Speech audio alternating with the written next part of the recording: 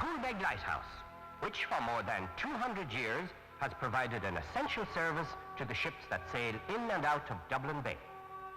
Today, another but much larger source of light and power stands beside it in the bay and shares its name.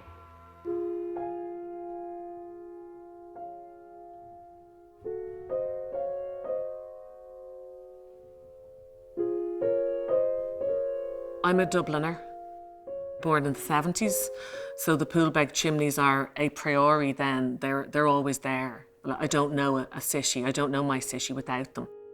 They have a reassuring nature in how they're just always there, because they seem to follow me around. Now, I live in the east of the city and I'm often in town in the city centre, and I just see them wherever I go.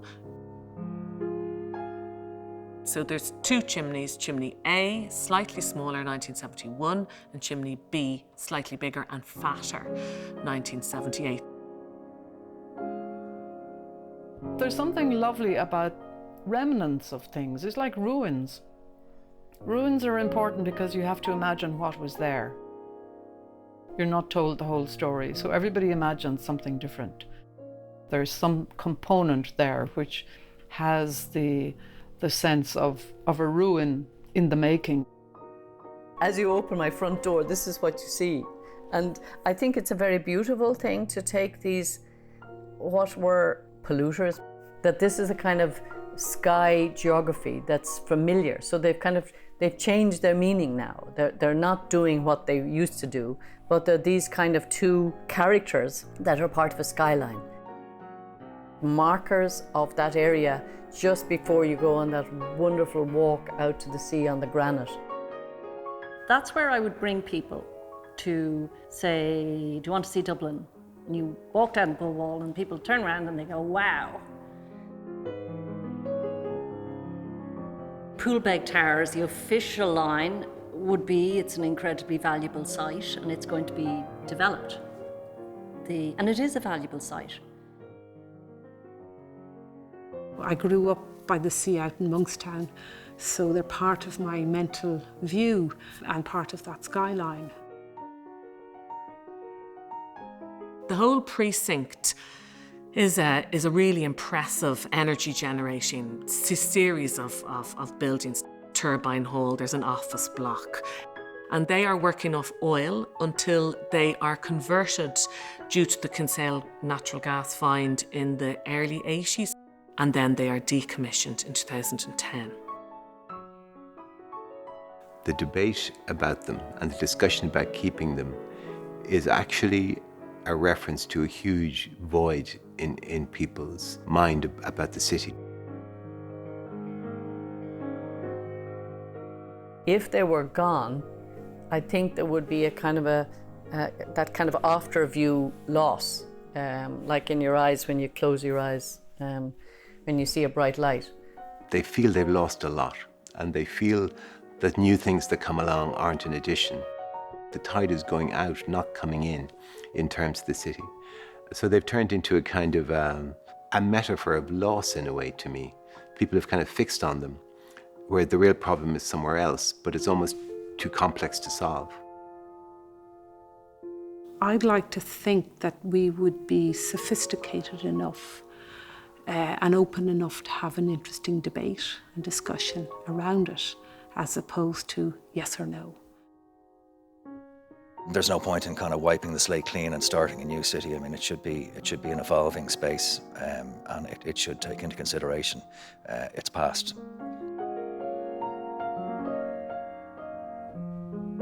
They're part of the image of the city.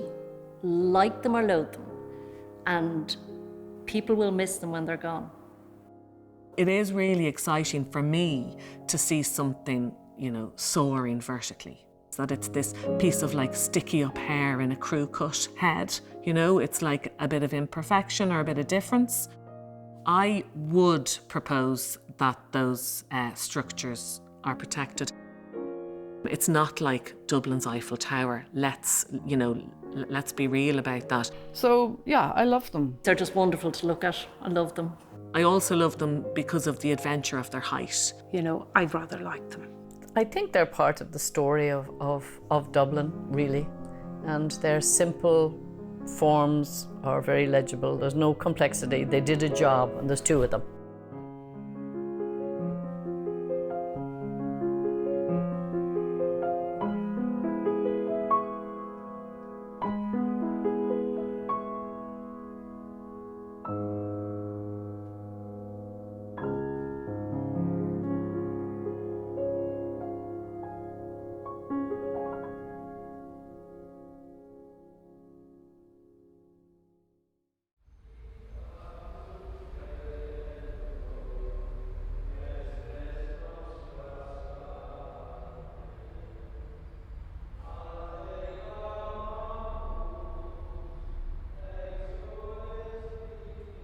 Many people will go through their lives without thinking about architecture very much at all.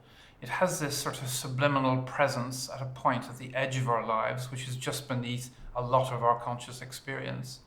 And yet it's got a profound impact on our well-being. And architecture's role is to be there to serve the people who've come together so that it feels as though it's easy for them to be what they want to be in that place.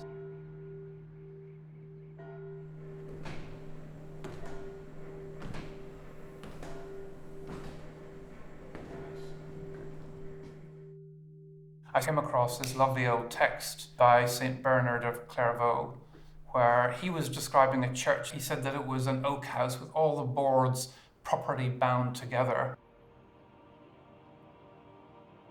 It described the cohesion of the worshipping community.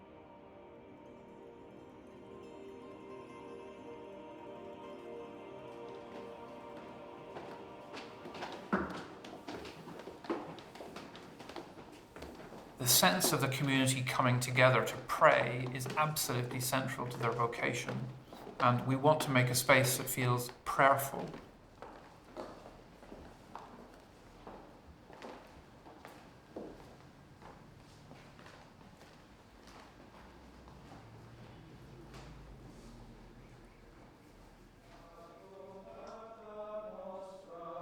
If you think about a chapel, it's got to do with light.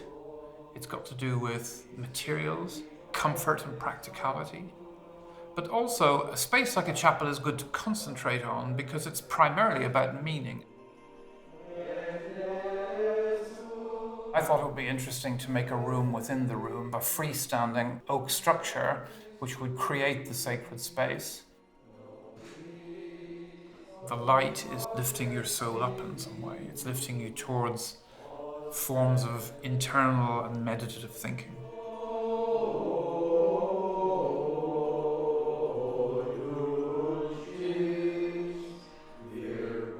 Prayer develops and it has its seasons. There can be seasons of light and seasons of darkness. It's done in a communal way, as you see. It's not a solitary expedition into the unknown, but rather sharing the worship of God with your brothers. It's not set up for self-indulgence, it's set up for service.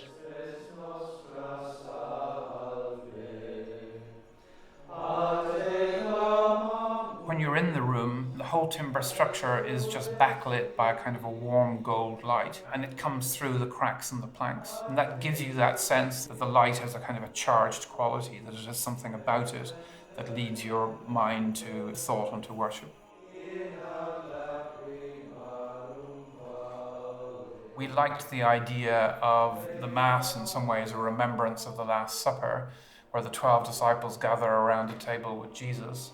So what we wanted to do was to put the altar as a simple table in the middle of the room, and then to have 6 seats on each side. And if you look carefully at the chapel, you'll see that although the chairs are part of the furniture of the wall, we've looked very carefully about the way it might hold the small of your back and the small place for the prayer book to put it down.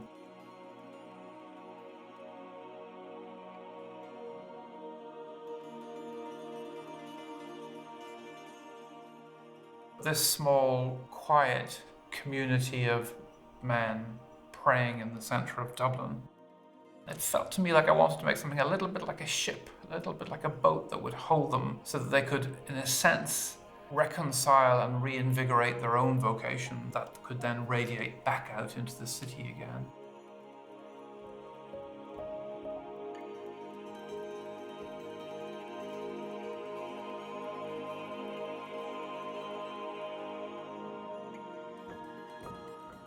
If you know nothing about prayer, you didn't believe in God or had no time for Christianity, I think it would speak to you as a place in which you are invited, that it would be a place where a community would have community in their worship of God.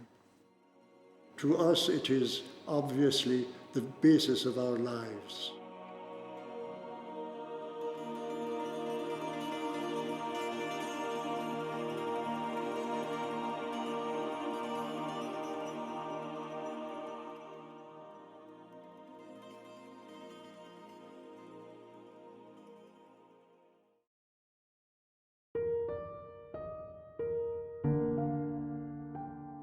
I remember being in first or second class in school and the teacher was asking what you want to be when you grow up.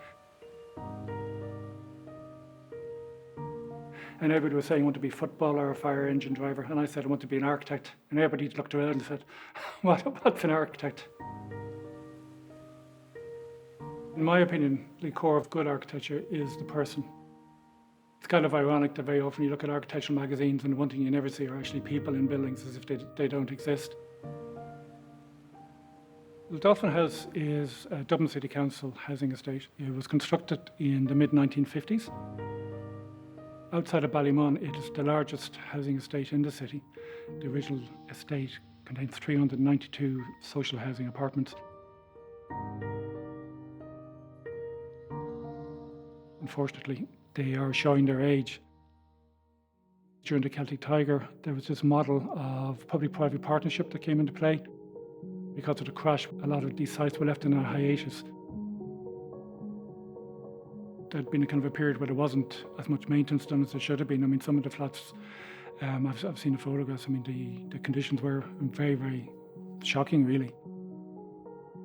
Because the community was still very much intact, that sense of community is very much still there and is a very important part of the regeneration. Some of the other regeneration schemes, all the residents were moved out, and this causes dispersal of the community. So it was proposed to do it in a phased development. I mean, from a practical point of view, that also made sense in terms of budget, because obviously enough, it's a very large scheme, so it would have been a huge undertaking to have done the whole site in one go. But the biggest challenge in Dolphin, I think, is trying to kind of free up the layout a little bit in terms of the repetitive rhythm of the existing blocks, to kind of create more individual spaces. And also, because it's such a large estate, maybe to have more kind of individual parts of it. People are kind of more familiar to have their own kind of part and their own kind of identity, that this is my part of Dolphin, and to kind of reinforce that much more. The site is in a wonderful location, south-facing, close to the canal. But the actual existing blocks, they kind of turn their backs onto the canal. So one of the ideas was to actually open up the phase one so that you have houses facing onto the canal, so that people could actually appreciate the orientation. By actually having housing close to the canal, it actually provided more passive security and to make it a much more pleasant environment. As with a lot of our housing complexes, there are kind of these large expanses of green spaces, which even though they're quite generous in size, they're very underutilised. With no doors opening onto it. And because all the windows are looking onto it, I think there was a certain sense of intimidation of people actually being in there. So part of the concept then was to try and incorporate these green spaces as an open space within the regeneration, to form like a private courtyard, a safe space for children to play away from traffic. There was the question whether we'd demolish all the blocks or whether we'd refurbish some of them, so we did kind of a mix. We demolished a couple of the blocks nearest to the canal to open up a space for a terrace of housing facing onto the canal. We refurbished 3 of the existing blocks. We removed all of the existing concrete access balconies. Then we externally insulated. That was kind of the most efficient way of actually bringing up the blocks to current regulations. We inserted triple glazed windows. We were able to put balconies onto the existing blocks. So the whole fabric was improved. So it was a combination of new build and retrofit. So it was quite a challenge, but it was also very interesting to do. And as a project, I learned a hell of a lot. There were some times where you're kind of pulling your hair out, trying to figure things out. But it was rewarding in the end when you see the completed building. I'm actually very happy with the result. If the end users are happy and if they compliment you in terms of design and you can actually see that your design actually works in the way they live, I think that's probably the greatest compliment you can get.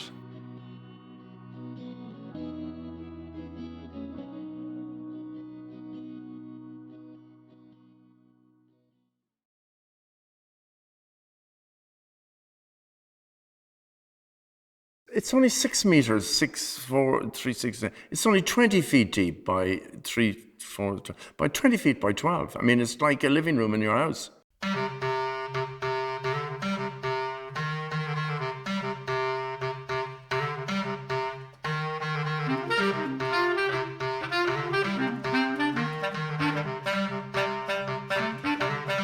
My name is Shane de Blackham.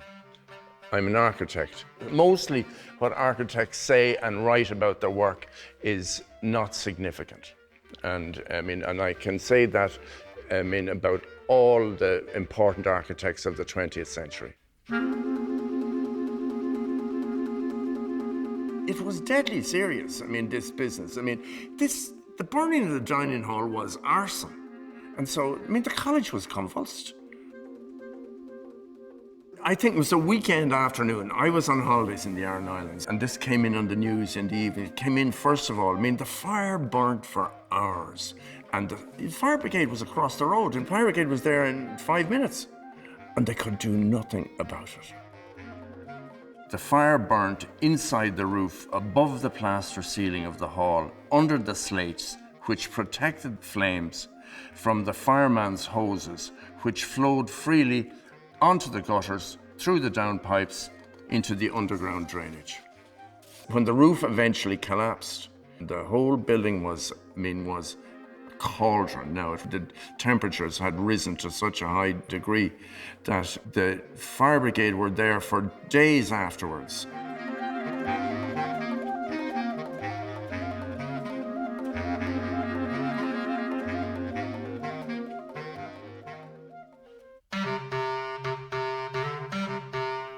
Now, the first thing that's to be said is we're talking about a small room. It's at the back of the staircase on the first floor of the dining hall. The plan committee requested consideration be given to a bar and suggested a drinks cabinet in the corner of the common room. Eventually, a small room off the back of the stairs was allocated. There never was a college decision or instruction to make a Viennese model bar. I remember the day I decided, in the office, and I said, we'll just do it. There's no point in talking about it. I said, we'll just make a model, that's it. I never actually told them that. You never told them what? I never said that it was a Viennese model bar. I never said that. We just talked about it as a bar. Actually, they weren't very interested in it. You couldn't spend too much time in a committee in Trinity College with all these important people sort of arguing the toss about the significance of a brass foot in a bar. So that wasn't the day job, you understand? The day job was rebuilding the dining hall. Losa's plan for his bar is a columnar room. The Dublin model is a mirror image, left to right, and so on.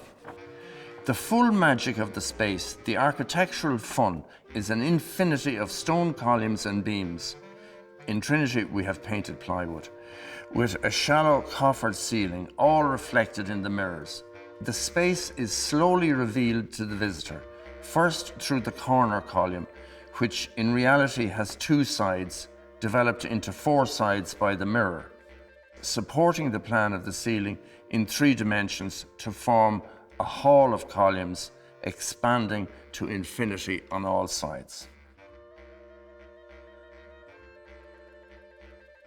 There are things like that are really funny in it. The lights with the silk skirt on the light. It is light-hearted and it's amusing and so on. But it's very subtle. In the scheme of things in Trinity College, it would have been a scandal if it cost a lot of money. And it didn't cost a lot of money. It was made by a shop fitter who, actually a kitchen man who had, and he did shop fitting as well, and who was extremely good craftsman and who was interested and took the time to make it all in plywood, and then it was painted by a very good painter. Healy's was across the road in Pearse Street, and we went over to Healy's and with the drawings and so on. And they made those things for good bars in Dublin and would know what the importance of a footrail in a bar was. I mean, in plain language, architecture is room making at all scales, enclosing space with walls. But I mean, I hate that language, you know. I mean, I don't think it is adequate, you know. My generation of architectural students had an ambiguous training in old buildings. I mean, Bauhaus, they took history off the curriculum. In Chicago, they denounced the historic buildings. They said, wipe it all away, we're going to build, the new city will be a modern city. I think what my generation of architects said was that there is a profoundly mistaken concept of the significance of historic buildings. I mean, one of the things I would say about it is that it's international. I mean, I think the fact that it's European and it's different, I mean, it's not an Irish bar. It's profoundly significant that people would talk about that period of European architecture in relation to the conservation and working in historic buildings. I mean, that's the profoundly important part about this thing, is that it is, you know, that it is a sort of homage or an offering to the discourse about the position of historic buildings and the value of historic buildings and respect for historic buildings in the city.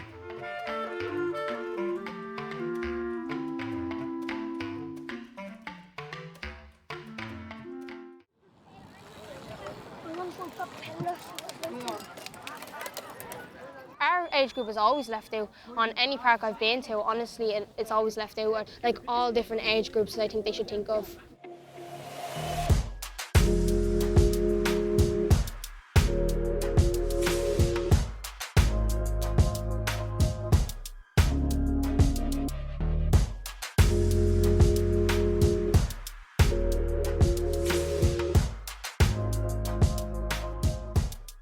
The area before the skate park, it was like many other areas in Dublin. There was no areas to play. It was mainly football pitches, small playgrounds for kids. Before the park opened, I was kind of just in my house a lot and like just on my PlayStation or whatever. And it was kind of just boring and I wasn't doing much. I wasn't getting out as much as I should. I was only young, I was 15, 16 when we started doing this. We spent hours upon hours in the youth service writing notes and going to different skate parks just to take pictures and get designs up for ourselves. We pitched to the Dublin City Council and here we are now.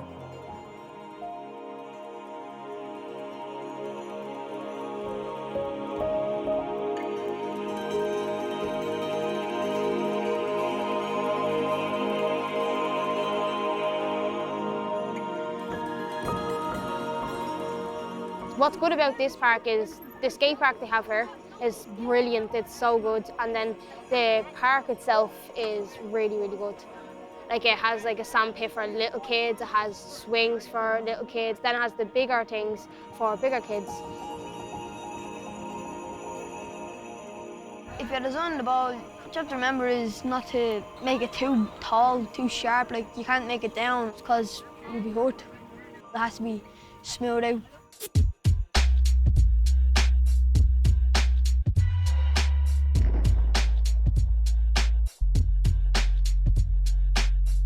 There's loads of different features on the actual bowl itself. You have quarters, you have half pipes, you have spines, you have hips to do different sort of tricks, different kind of moves. There's the shallow end that's good for beginners and stuff, and then there's the deep end that would be more professional, harder tricks and stuff to do. It has a nice shape to it. It's clean. I think this playground's actually deadly. Like, it's good. Like, I've been down BMX in 3 months, started when this place opened.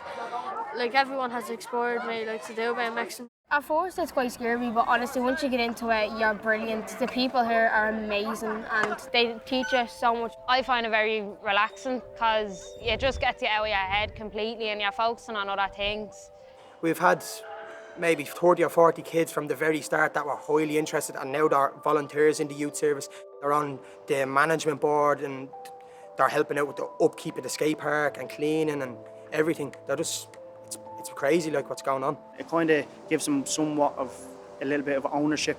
We like to have a nice clean park like for everyone, because like it's not just like the Dublin City Council's park, it's everyone's park. It just puts off a very positive image and message that other people want to get involved, other people want to come down, and it makes Ballyfermot look a lot better. But this is actually being kept clean by the community, so it's a nice thing to do. I'm proud of like the community that we have built here as well, because it's a really good one and it's a lot of different people coming from different places. It's a long time to stick with a project, but it's a lot of the lads in the area's passion, so we saw it through to the end, and a lot of the locals commend us for it and thank us for getting the skate park built. I'm able to come home from work on my scooter or my bike on the bus and just pass by and say, I'm going to go in and have a little quick ride on the bike. It's just brilliant being able to do that, which before I couldn't. This is absolutely a dream come true. I still have to pinch myself in the morning when I come down here just to see if it's actually real, because it just feels like I just haven't woke up yet.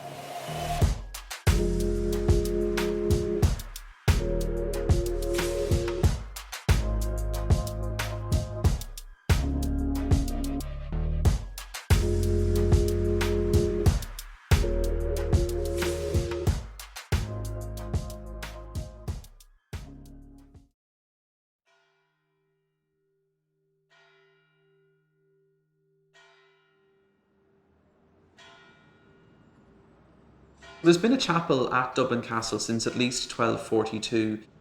So this is the third chapel on the site, and was opened as the Anglican chapel of the Viceroy on Christmas Day 1814. The architect of the Chapel Royal then was Francis Johnston, and Johnston is very well known for the nearby GPO. I think if you arrive outside, approaching from the north, you'll find quite a forbidding structure. It's quite monochromatic for one thing. The materials are mostly kind of grey limestone, so Calp, Dublin limestone, quite a dark stone, with Tullamore limestone dressings. We've got 103 carved heads on the exterior of the building. They're almost unnoticeable. Some of them are so small, they're hidden up in the pinnacles. So it's fun to try and spot the people that you might know. You can spot St. Peter with his key, you can spot Jonathan Swift, you can spot St. Patrick, you can spot Queen Elizabeth I. It is a Gothic revival building, which means that obviously it's reviving the architecture, or attempting to, of the medieval era. But it's done in quite a Georgian way. This is quite early Gothic revival. So it is quite symmetrical, it's quite uniform, and some of the surfaces are quite austere and flat. But then you come in the door and you make your way through a little vestibule where I'm sitting here, and then you swing a left to the east. And then this just wonderfully rich interior. And I think it is that contrast that is such an exciting thing.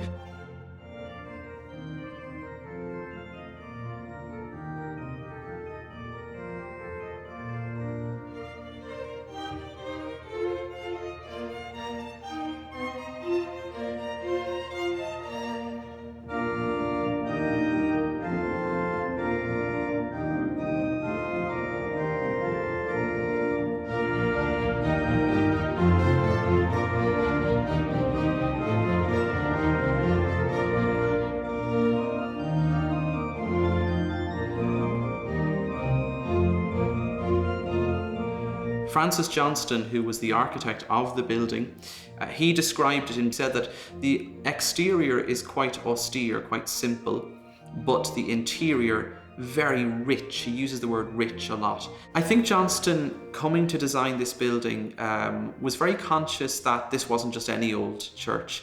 This was the chapel of the Viceroy, and I suppose by default then it was de facto the chapel of the British monarch in Ireland, and Queen Victoria and various other monarchs attended service when they visited Dublin.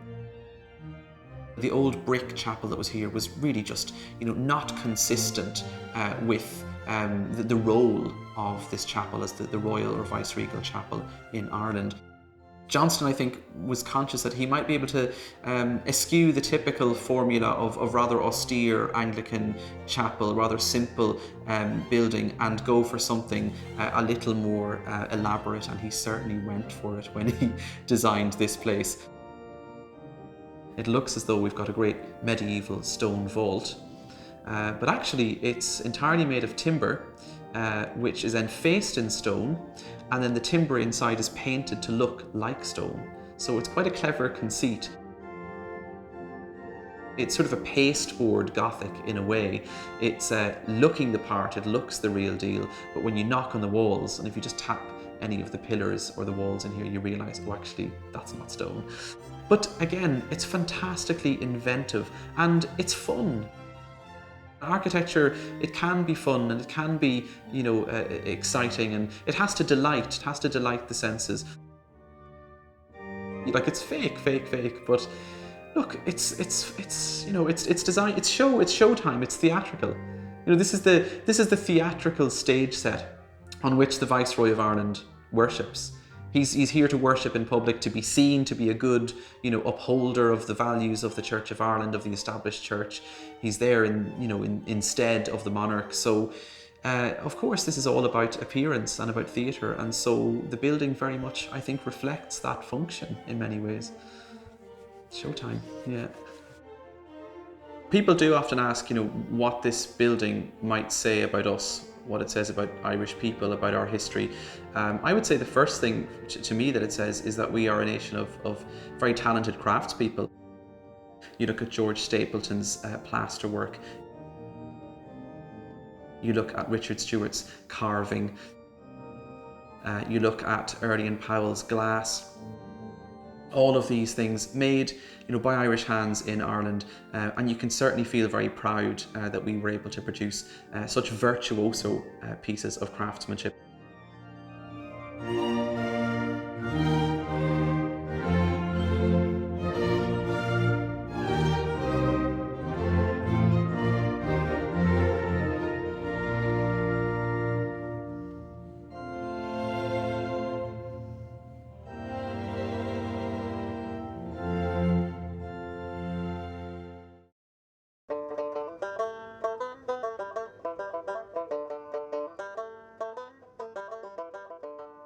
The 1862 Thom's Street Directory for Dublin shows a Temple Bar full of cutlers, wine and spirit stores, tea and coffee merchants, boot makers, wig makers, printers, bookbinders, and stationers by appointment to the Lord Lieutenant.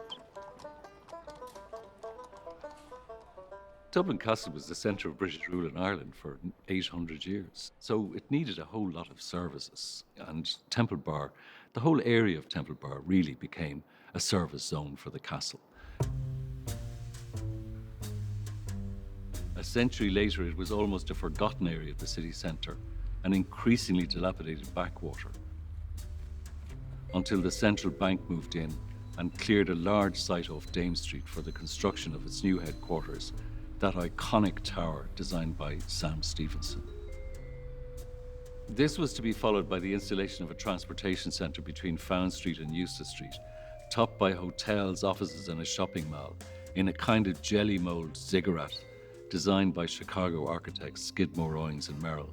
Fortuitously though, instead of demolishing the buildings as they acquired each one, they made them available on short-term leases for fairly cheap rents to all sorts of funky things, you know, like rock band rehearsal studios and record shops and clothes shops and all the rest of it. And that, in effect, created the bohemian character of Temple Bar that made it impossible for them to go ahead with the transportation centre that was planned.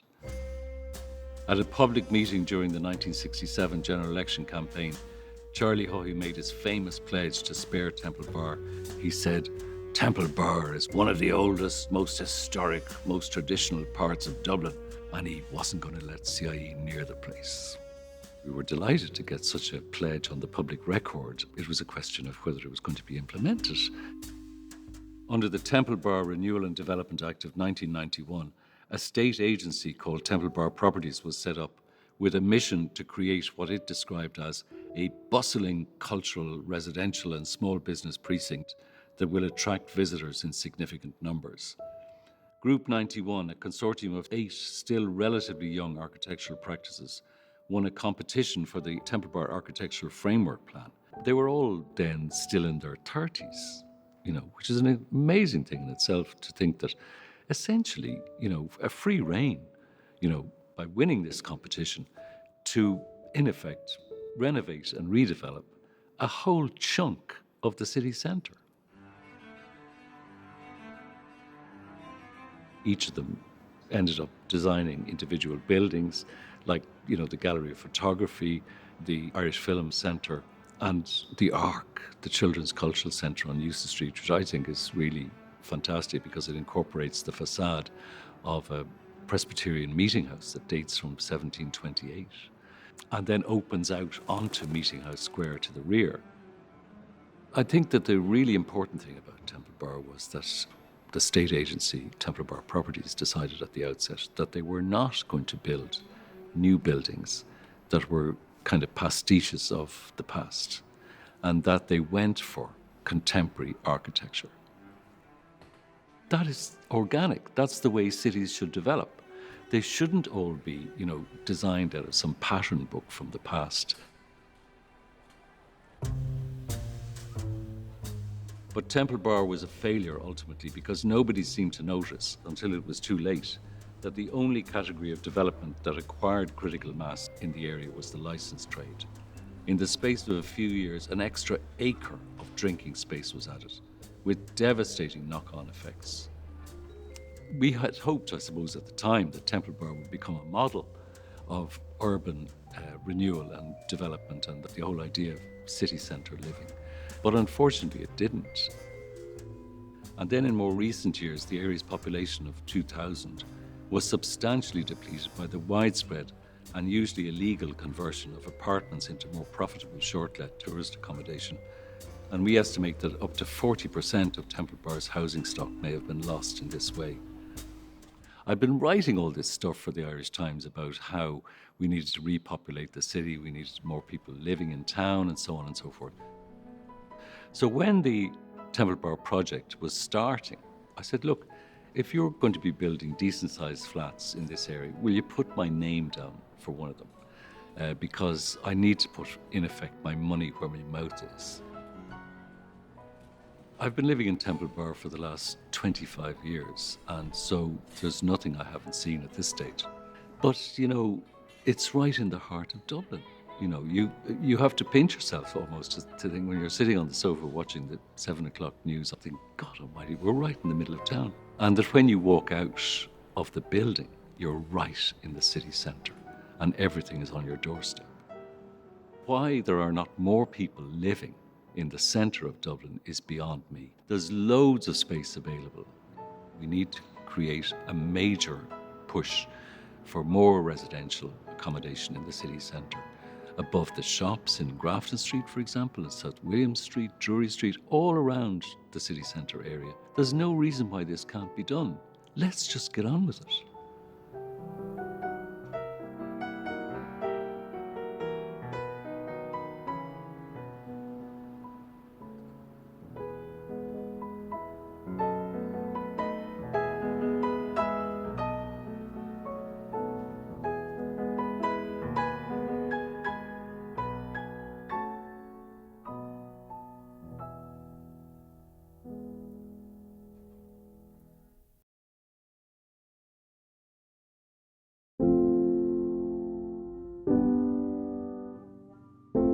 Rosemount Court's a dwelling of 44 high-quality social townhouses in Rosemount, Dundrum.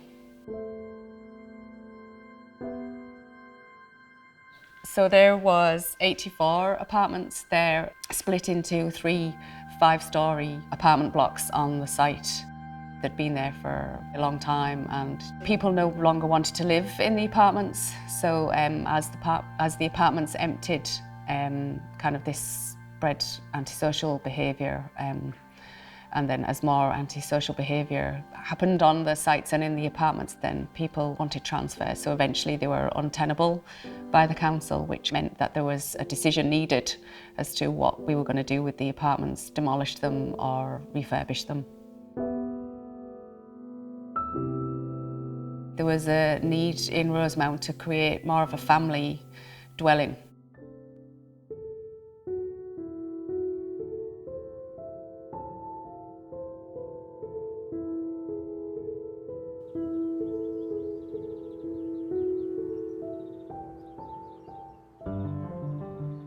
So the first move was to, I suppose, repair the edges or the boundaries. And then to form the houses there centrally into two outward-looking blocks, separated by the green, but then contained the streets and provided edges. The leftover space, the intent was to make those kind of spaces where the families can kind of inhabit and just make the community. In terms of architects, we just, I suppose, provide the space. We provide those opportunities and encourage it. But also the car in that environment is really played down in the hierarchy of where it sits normally in an estate. It's not, in every instance, outside your front door. You have to park the car at the edge and you walk to your front door. Therefore, you're mixing with people, a lot more opportunities. On the access to the apartment block, there was an existing ESB substation which couldn't be moved. So it meant that the elevation along their western boundary was broken. So that was an opportunity, and a Dutch gable type elevation was introduced there. The change in aesthetic just kind of lifts it a little bit more and makes it a bit more unique. I suppose the setbacks of the building let light into areas which you wouldn't expect, and then there was the brick detailing just to play up the shadowing of the light as it moved around, just to animate the elevation a little bit. When you're lucky enough to get a scheme like Rosemount, then it's all encompassing. You want to put your heart and soul into it and do the best you can for the end user. It becomes your baby, and you want to nurture that and look after that. Every place has to have its own individuality, its own identity. So when you're from a place, you know it's my place. It has its own kind of, I suppose, heart. So when you say you're from Rosemount Court, you know you're from Rosemount Court. And when you're in Rosemount Court, you know you're in Rosemount Court. You don't have to look for a street sign if you're not from the area. People moving in and, you know, enjoying the area, I think it's very satisfying. You want the people in there to feel as though they're living in a home, that they've not just been given a social house to live in, that they're actually going to accept it as their own.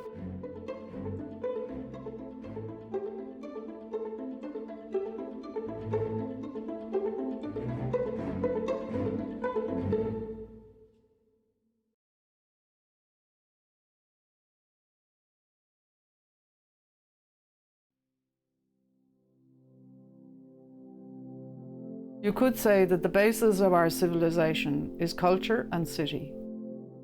If you think about historic cities, let's say, where culture flourished, economy flourished, they're intertwined.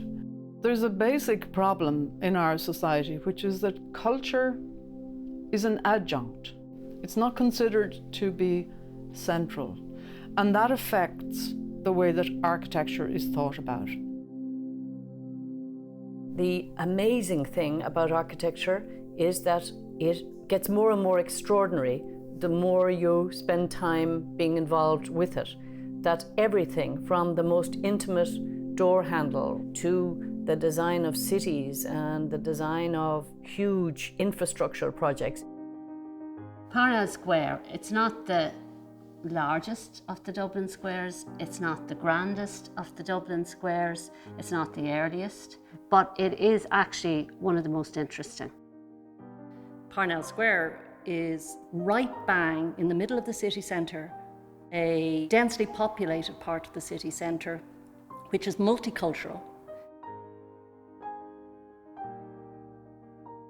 Palace Row is the north side of the square. And the focus of it, and the reason it is called Palace Row, is because you have Parliament House at its centre. Now the Hugh Lane Municipal Gallery. The core of the square, the actual pleasure garden in the 1740s, was really a major driver of the development. In most of the other squares, it was an afterthought. So what the project will ultimately offer is a new public library hall and work collectively with the Hugh Lane Gallery and the Writers' Museum to create what we are saying is a cultural quarter. It will be a space where communities and artists and writers all come together and engage with books, reading, paintings, music, and plan for the future. So we're taking 6 Georgian buildings to one side of the Hugh Lane Gallery and 2 Georgian buildings to the other side. And we are restoring those buildings. Then to the back of what used to be a school, there is a schoolyard, and on that we are building the contemporary library hall. It's like a brief you would try to imagine and make up, you know, that there's storytelling, there's writers in residence, there's places for music, there's places for teenagers, there's a cafe, there's a performance space, rehearsal rooms. So for us as architects, it was like this incredible stew of all the things together in a pot. And our job is to transform that and to transform these beautiful existing buildings that had been private residence, had been a school, and are waiting. They're just standing there like silent members of a community waiting for the belief of the 21st century. You can pick up the atmosphere of the school. Not all of it is nice.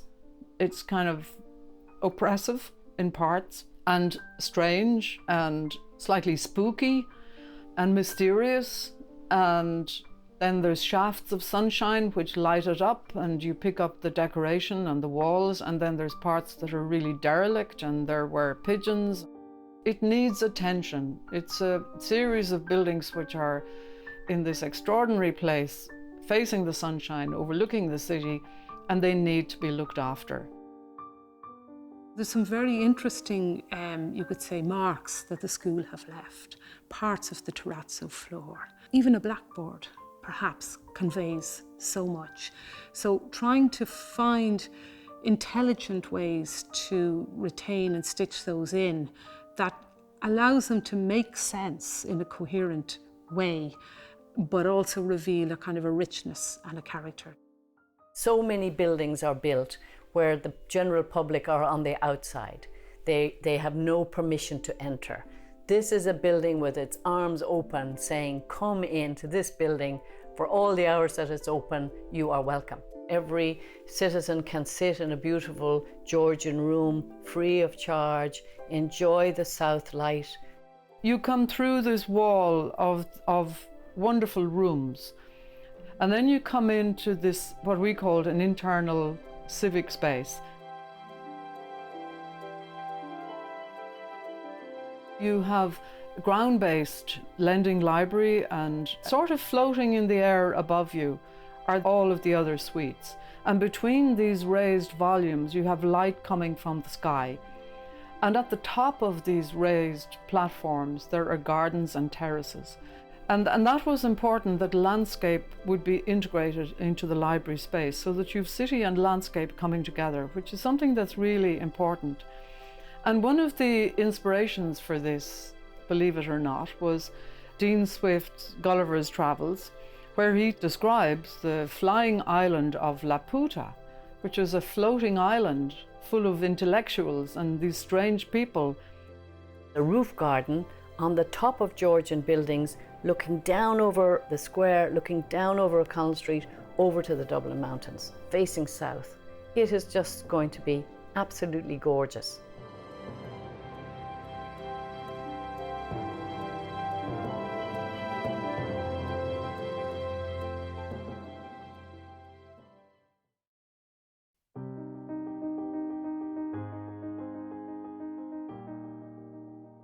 Designing buildings in the same place has a magnetic attraction, I think, for architects. You've seldom a choice in what you get to build, But if you live and work in a place, you do get opportunities to build more than once in the same place. And over time, it builds up to a sort of a response to the place that you're in. Dublin's a big city. It's not one place, it's a whole series of places. It's the motorway, it's industrial estates, it's housing, it's parks. But what's interested me has always been its context, the bay, the mountains, and the centre, the old 18th century centre, which is underused, rotting, still haven't come to a proper way of dealing with it. When you come to look at Dublin from above, there is a drama about flying over the city, because you often fly over the bay first, or you see the bay at the end, and things open out. I think all cities are like, they're like a geography. They're just like a field or a mountain range. You come to build something on them, and you have to place it in some way in it, with the furrow of it, or maybe against the furrow of it. It doesn't matter, you just have to do something that understands the place that you're in. We worked on Temple Bar Gallery and Studios, and it was an old factory that we wrapped a new building around, but that became a kind of a plinth on which we put an extra story made of metal of artist studios. It was an enlivening thing on the roofscape of the city. There were people up there. The plan of it from the air is actually a Juan Gris painting. It was meant to celebrate that, get people up there and out in balconies looking out over the city. In many cities, the fifth facade is the roof. It's looking down on the building. The roof plane in other cities is full of life, and you think of the roofs of Paris or other places like that. In Dublin, when you look down on the city and you look at old photographs of it, when it was based on the Georgian increment, there was this wonderful character of continually serrated, gabled, hipped roofs that ran for miles of slate. You can still see some of it. With brick chimneys all the way down. It's an absolutely beautiful thing. Lines of terraces that went back for miles. A lot of that has been rebuilt in kind of a boxy, flat way. And when you fly over it, in my own experience, it's a lot of air conditioning plant. There's no life up there. There are many regulations that are stopping people living at the upper level of the buildings. It's not the great experience that it should be. The dental hospital in Lincoln Place was a connection between 5 Georgian buildings. They're connected internally by a series of corridors, like a piece of jewellery. It's a tiny, incisive piece of work. It's not famous or huge, but it's a thing that cities should be full of. The kind of thing you see as you pass on a bus. You look in the window and you go, I wonder what that is. And on the roof, the dental hospital wanted a library and didn't think they had the space for it. But we put 5 pods on the back of the 5 buildings, and the geometry of the Georgian buildings gave the geometry of the pods. The roofscape of the city was enlivened, and you were up amongst things that are rough, like chimneys and slates that aren't normally visible to people. If you stand back, Dublin's most interesting point, that at the centre of it, there's a university. And that's a very unusual thing in any city. It's not a palace, or it's not a park. It's a seat of learning. And that's totally conscious. It was totally conscious in the ideas of the people who built and laid out the city. At the center, there'd be something that represented civilization and improvement. And Trinity is a grid of buildings surrounded by green, surrounded by a wall, which is surrounded by all this mass of streets which are bent and folded over in different shapes and lines. And all these bent streets and different buildings, they look in at this extraordinary rational grid in the middle of a green space, which is their ideal. That's unique, there's nothing else like that. We've been lucky enough to work in Trinity playing with that grid and in making buildings which deal with the edge of Trinity. We've made gateways, and at the moment we're making one in Printing House Square off Pearse Street. It takes up a courtyard form. It sits behind the old printing house, the 18th century printing house. And so we formed the roof almost like a kind of a mountain range, or like a snapshot of a series of Georgian roofs with all those kind of serried ranks. But essentially it was as kind of a folding form, like a Baroque form, like an animal coiled around the courtyard that folded over and down and came down behind the printing house.